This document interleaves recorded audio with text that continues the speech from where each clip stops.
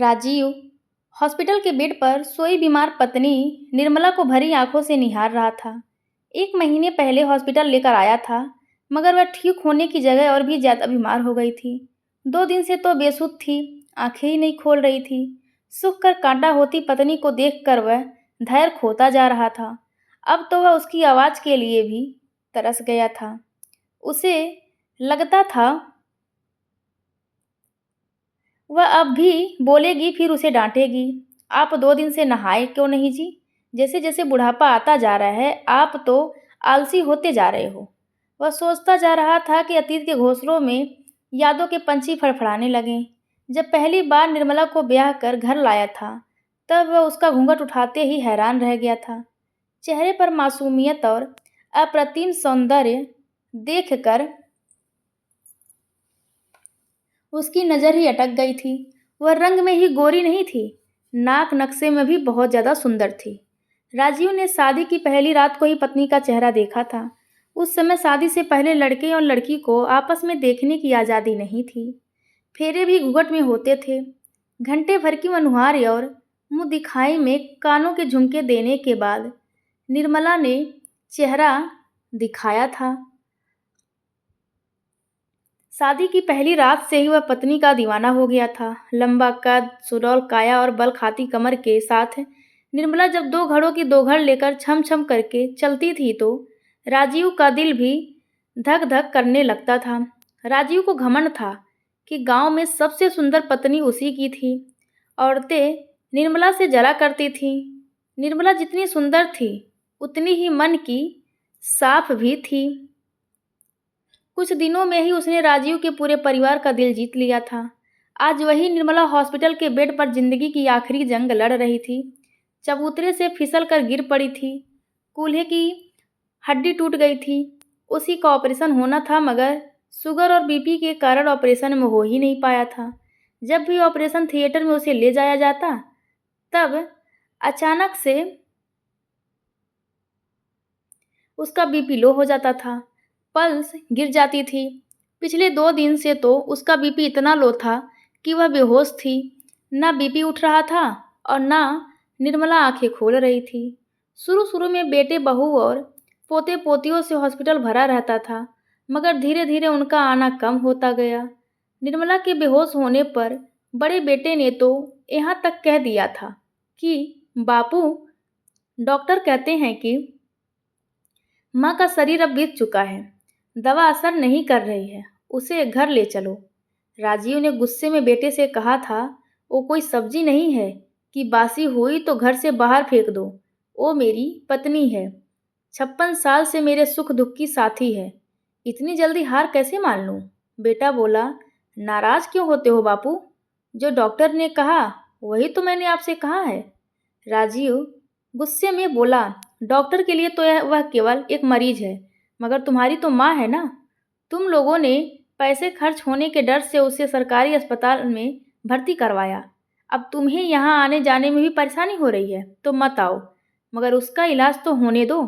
बेटा बोला, बापू यहाँ क्या कमी है? एसी रूम है, अच्छे डॉक्टर हैं और उसके साथ वाले के लिए फ्री भी खाना दे रहे हैं। राजीव बोला, फिर तुम अपने भी बच्चों को प्राइवेट हॉस्पिटल क्यों ले जाता है? बेटा नाराज होकर चला गया था। राजीव को गुस्सा बहुत कम आया करता था, मगर जीवन संगिनी की ऐसी हालत देखकर वह चिड़चिड़ा होता जा रहा था, जिससे बात किए बिना उसे भूख नहीं लगती थी। उसे मरणासन्न स्थिति में देखकर वह विचलित हो गया था। तीसरी रात निर्मला का बीपी कुछ बढ़ा तो उसने आंखें खोल दी। रात के 3 बजे वह निर्मला के बगल वाले खाली बेड पर बैठ आंखें खोलकर सोया हुआ था। जैसे ही निर्मला ने आंखें खोली, वह उसके पास आकर बैठ गया। निर्मला चुपचाप उसे देखने लगी। वह बोला, 3 दिन बाद जागी हो, इतना मत सोया करो। तुमसे बात किए बिना मेरा मन नहीं लगता। निर्मला के हाथ में हरकत हुई। उसने हाथ को उठाकर राजीव के हाथ पर रख दिया, फिर धीरे से बोली, अब विदा कर दो और साथ नहीं निभा पाऊंगी। राजीव रो पड़ा, बोला, ऐसा ना बोल मोहन की माँ, जीवन के इस पड़ाव पर अकेले नहीं चल पाऊंगा। वह बोली, अब इस सड़े गले शरीर से मोह त्याग दो जी। देख नहीं रहे हो क्या? सारी चमड़ी सलवटों से भर गई है। सोने जैसी काया अब मिट्टी होती जा रही है। वह बोला, तू आज भी उतनी ही सुंदर है पगली, दिन ब दिन और भी सुंदर होती जा रही है।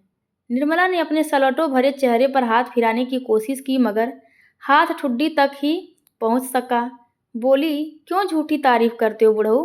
राजीव उसकी नब्ज देखते हुए बोला, मैं डॉक्टर को बुलाकर लाता हूँ। उन्होंने कहा था होश आते ही उन्हें खबर कर दूँ। निर्मला ने फिर से उसका हाथ पकड़ लिया। बोली, कुछ देर पास बैठे रहो, मन बहुत ज़्यादा घबरा रहा है, कुछ पुरानी बातें करो। राजीव थोड़ा डर गया।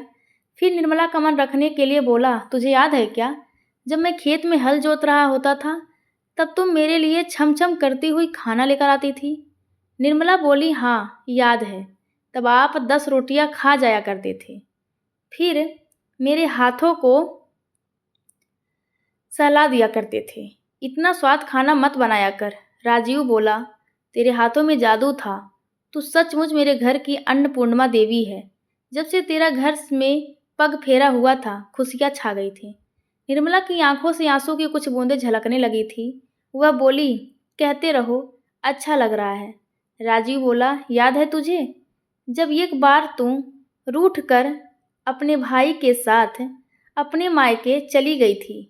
निर्मला बोली, हाँ याद है, मैं भैया के साथ ऊँट गाड़ी पर बैठकर पीहर के लिए निकल गई थी, मगर आप 20 फोन कोस पैदल चलकर हम लोगों से पहले ही वहाँ पहुँच गए थे। आपकी हालत देखकर मुझे रोना आ गया था। उसके बाद मैंने आपको कभी अकेला छोड़ने की कोशिश नहीं की थी। वह बोला, तेरे बिना मुझे रहना ही नहीं आता रे। निर्मला रो पड़ी। बोली, तभी तो प्राण नहीं निकल रहे। वह भी रो पड़ा। बोला, ऐसा मत बोल भाग्यवान, मुझे तेरे साथ जीना है। इस स्वार्थी संसार में तेरे सिवा मेरा कोई भी नहीं है। निर्मला बोली, ऐसा क्यों बोलते हो जी? 4 बेटे, 10 पोते पोतियाँ, सब तो हैं आपको संभालने के लिए। वह उदास होकर बोला, सारी झूठी भीड़ है, तेरे सिवा किसी पर भरोसा नहीं है। तू ठीक हो जा, तेरे कूल्हे का ऑपरेशन तब हो पाएगा जब तू हिम्मत दिखाएगी। ऑपरेशन थिएटर में जाते समय तू घबराया मत कर। घबराने से तेरी शुगर और बीपी दोनों बढ़ जाती है। तू हौसला तो दिखा, मैं हूं ना तुझे संभालने के लिए।